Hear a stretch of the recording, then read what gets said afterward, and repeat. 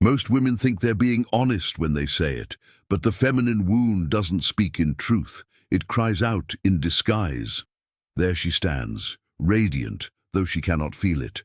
A woman with the weight of generations in her voice, unaware that her words carry the echoes of every betrayal she never named, every silence she endured, every moment she lowered her gaze when she should have met the world with fire. She doesn't see it, not yet. That the moment she utters those three phrases, especially the second, she is not speaking to him. She is speaking to the ghost of the girl within her, the girl who learned that love must be earned, that approval is survival, that if she pleases him, he will stay, that if she says the right thing, she will finally be seen. But men do not fall for words, not the kind of men her soul truly longs for. The integrated masculine, the king, the warrior, is not seduced by phrases. He is magnetized by presence, by essence, by the wild, untamable fragrance of a woman who has made herself whole. Most women don't realize that what they say in moments of insecurity, of anxiety, of doubt, creates a fracture between attraction and admiration. They think connection happens through explaining, justifying, confessing. But what they offer, unconsciously, is not intimacy. It is a burden. He doesn't want her fear disguised as vulnerability. He doesn't want her begging for reassurance in poetic terms. He doesn't want to be the father to her inner child. He wants to be the man beside her, not the pillar holding her up. But how would she know? The world has taught her otherwise. From the moment she was old enough to sense her worth was conditional, she began to perform. She learned to shape her voice, her needs, her opinions, to soothe the masculine ego, or to provoke it if that was safer. She became a siren or a shadow. Never the sovereign woman, never the embodied queen. And now, in relationships, this wounded archetype speaks through her lips before she can even stop it. "Do you even love me?" she asks, though her soul already knows. That phrase is not a question. It is a cry, a final gasp from a heart that has twisted itself into contortions to be chosen. But love that must be asked for is not love. It is validation. It is barter. The woman who demands to hear it is no longer present in her essence. She has abandoned the throned self, the deep, still, magnetic core of feminine power, and stepped into the posture of the orphaned girl. And he can feel it. Men, whether they understand it or not, sense energetically when a woman's words are filled with desperation instead of truth. The first phrase she should never say, this plea for confirmation, does not pull him closer. It repels. Not because he doesn't care, but because on a primal level, the masculine desires to penetrate a woman's truth, not rescue her from her insecurity. He is drawn to her silence more than her scrambling for answers. He wants to feel her stillness, her depth, her certainty, not her grasping for proof. But the second phrase, that is the one that destroys everything. She doesn't even know it's a weapon. To her, it feels like a defense, like strength, like drawing a line. But when she says it, "I don't need a man," she severs herself from the polarity that ignites attraction in the first place. The feminine, when truly empowered, never declares this. Not because she is needy, not because she is weak, but because she is wise enough to know that sovereignty and connection are not mutually exclusive. She knows that a woman can be complete and still crave masculine presence. She can be whole and still desire to be claimed. She can stand tall and still be held. Only the wounded feminine believes that independence must be armor. She speaks those words not from strength, but from fear. She fears that if she admits she wants him, she will lose herself, that if she softens, he will consume her, that if she allows herself to need, she will be abandoned. But this belief is not hers. It was planted long ago, by mothers who were left, by fathers who were absent, by a culture that confused resilience with isolation. And so she speaks this phrase over and over until no man remains beside her, because no man wants to stay where he is not needed, where his presence is dismissed, where his essence is seen as optional. But what she doesn't see, not yet, is that a woman who declares she doesn't need a man is not only shutting out the masculine, she is shutting down her own capacity to receive. To need, in the sacred feminine, is not a weakness. It is an opening. It is the soft curve of the chalice, waiting not in desperation, but in knowing. Knowing that she was not meant to carry it all alone. Knowing that receiving is not passive, but powerful. Knowing that true intimacy only happens when she allows herself to be touched, not just in body, but in soul. But she has been taught to fear this, to call herself strong when she is really just exhausted, to call herself independent when she is truly guarded, to call herself empowered when she is merely isolated. And so, when she utters that second phrase, when she tells him, "I don't need a man," what she's really saying is, "I am terrified to be hurt again." But the man who is healthy, integrated, awakened, he doesn't want to save her. He doesn't want to fix her. And he certainly doesn't want to compete with her need to prove she can survive alone. He wants to build with her. He wants to enter her world not as a rescuer, but as a mirror, a force, a fire that reflects her own. But she must first learn how to speak from her feminine truth, not from the mouth of her fear. Because attraction dies when a man feels like he has no role in a woman's life. The masculine is action, purpose, penetration, and when the feminine says she needs nothing, she offers him no place to go, no space to fill, no energy to dance with. The polarity collapses. She becomes too complete to be touched, but not complete enough to be fulfilled.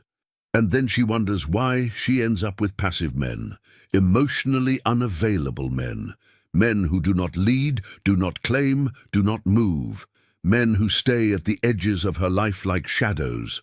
But here's the truth. She has made no room for the king. She has built a fortress instead of a temple. She has confused her survival instincts for sacred standards.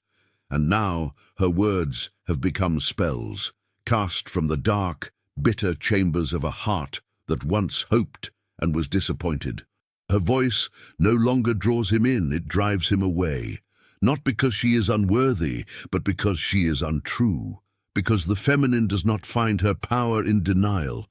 She finds it in surrender, not to him, but to her own nature. She learns to say, "I do not need you to complete me, but I do welcome you to meet me."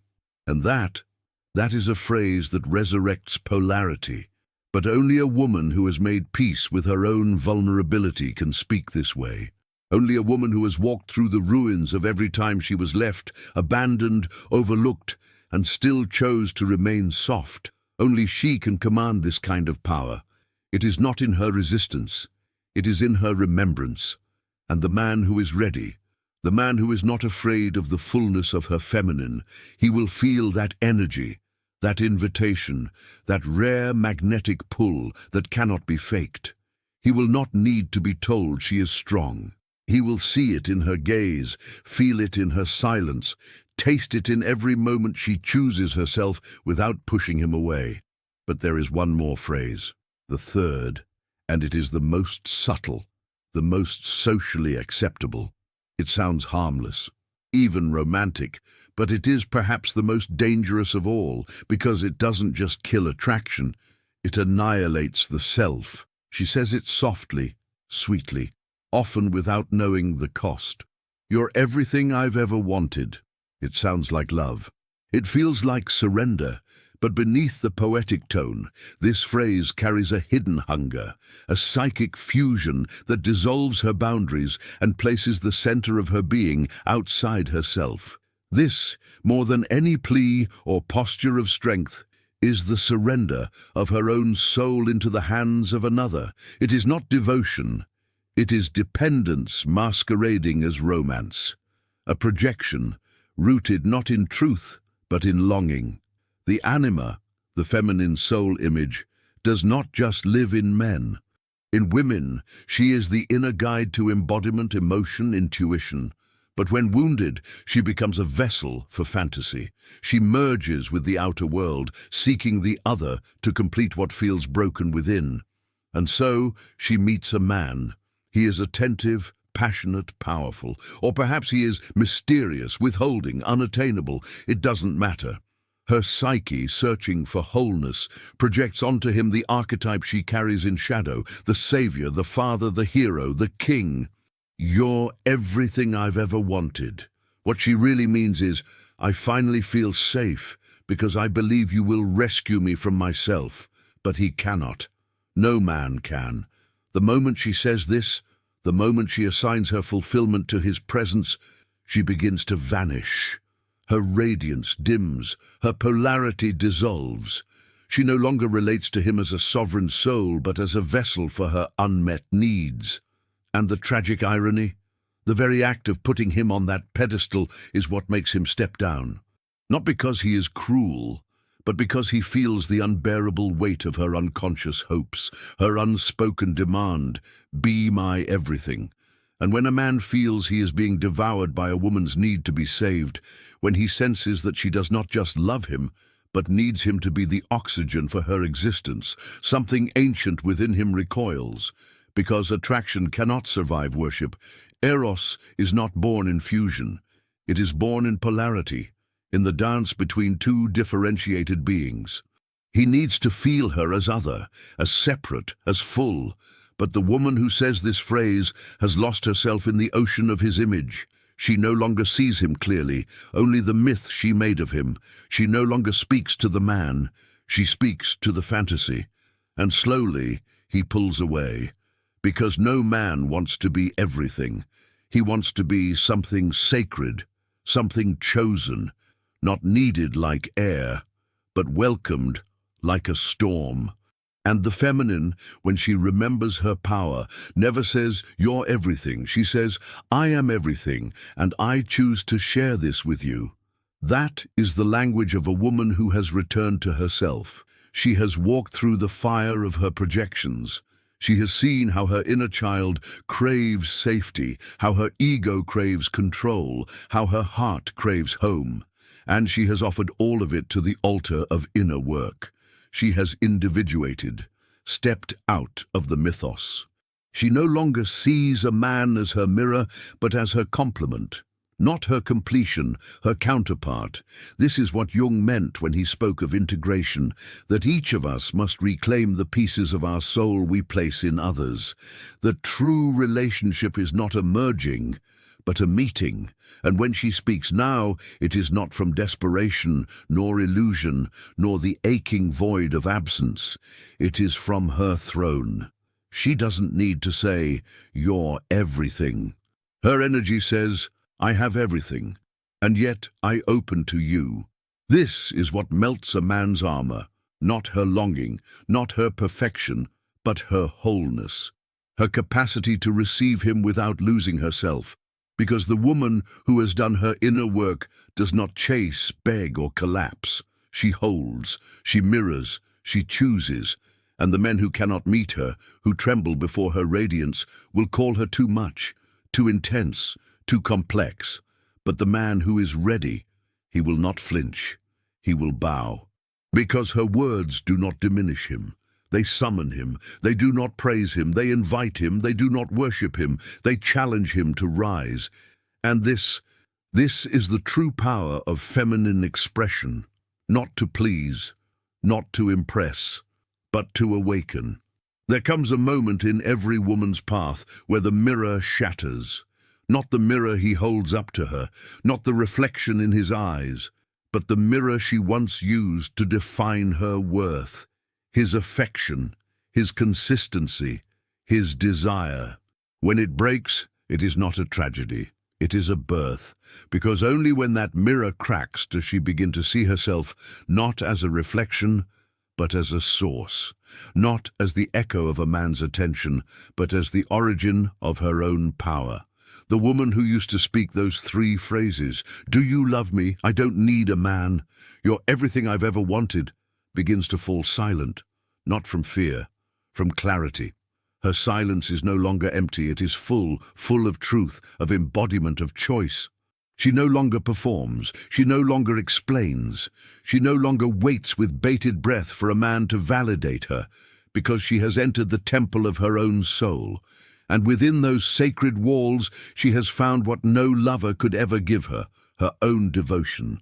This is the alchemy of individuation, the sacred fire of the feminine that purifies illusion and returns her to essence. And it is in this fire that the old ways of relating are burned to ash. No longer does she speak from her wounds. No longer does she plead for what should be freely offered. No longer does she declare her independence as a defense. And no longer does she project salvation onto the man who simply walked into the frame of her longing. She sees clearly now. He was never the source. He was the trigger, the catalyst, the mirror, the gift that cracked her open so that she could descend into herself.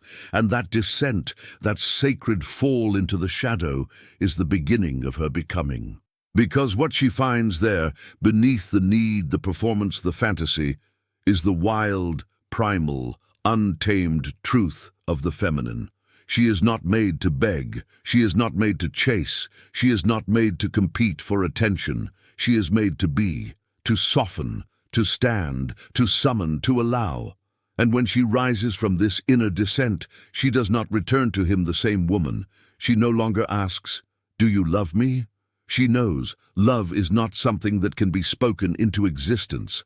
It is revealed through presence, through action, through alignment. She no longer says, "I don't need a man." She knows she does not need him to survive, but she wants him in her sacred space, not from lack, from wholeness. And she certainly no longer whispers, "You're everything I've ever wanted." She knows he is not the destination, she is. Now, when she speaks, her words are rare, sharp as obsidian, soft as rose petals. She doesn't use them to convince, to prove, to manipulate, or to secure. She speaks to reveal, not to win. And if he listens, truly listens, he will feel the difference. He will sense that she is no longer playing the game of little girls trying to be loved. She is a woman, a force, a mystery. He will either rise or retreat, because a woman who has reclaimed her voice is not safe. She is sacred, and she does not use her words to fill the silence anymore. She lets silence speak for her. She lets her standards speak for her. She lets her embodiment speak for her, and most of all, she lets her absence speak for her. Because she knows now the deepest expression of feminine power is not in what she says. It's in what she no longer needs to say. She will never again say those three phrases, not because she is guarded, but because she is free. She no longer lives in the story of being chosen. She lives in the truth of being the chooser. So now she walks differently, not with arrogance, not with hardness, but with a softness forged in the fires of rejection, loss, silence, and the long, lonely road back to herself. She is no longer the woman who lowers her voice to keep a man comfortable. No longer the woman who waits 3 days to text back. No longer the woman who rehearses her feelings like a script, terrified of saying too much, too soon, too raw. Because now she knows her voice is not too much. It is medicine, but only for the man who is ready to receive it. And she no longer wastes her words on those who are not. The days of proving her worth are over. Now she embodies it. And embodiment cannot be faked. It is not aesthetics. It is not performance. It is not strategy. It is the felt presence of a woman who has met every shattered part of herself and refused to abandon even one. This is the woman who no longer chases love. She becomes it. She no longer fights for respect. She is the living standard. She doesn't need to say, "Do you love me?" because her energy repels those who don't. She doesn't say, "I don't need a man," because the way she receives support makes her magnetic to healthy, giving, embodied masculine energy. And she never again whispers, "You're everything I've ever wanted," because what she wants is no longer outside of her. It lives in her bones.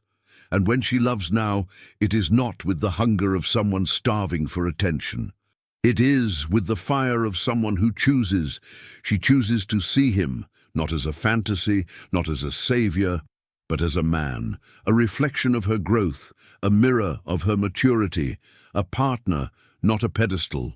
And if he cannot meet her there, she does not collapse, she does not perform, she does not rage, beg, or break. She withdraws, silently, powerfully, entirely, not to punish, but to protect her field, because her love is not available to men who are not aligned.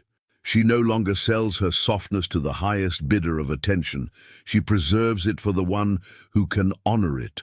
And when that man appears, when he shows up not with empty words, but with depth, integrity, presence, she does not make him jump through hoops. She opens, not because she's desperate, because she is discerning. And in this, the final stage of her becoming, she speaks less and listens more. Not to his words, but to the energy behind them. Not to his promises, but to his patterns. Not to his charm, but to his consistency. Because now she knows real love is quiet, solid, rooted. It is not in the grand phrases or dramatic declarations. It is in the daily choosing. She doesn't need to be told she is everything. She needs to feel that she is seen. She doesn't need to be told he'll never leave. She needs to feel that he is here, now, with her, as her, for her. And if he cannot offer that, she lets him go. Because the woman who knows her worth doesn't chase, she chooses.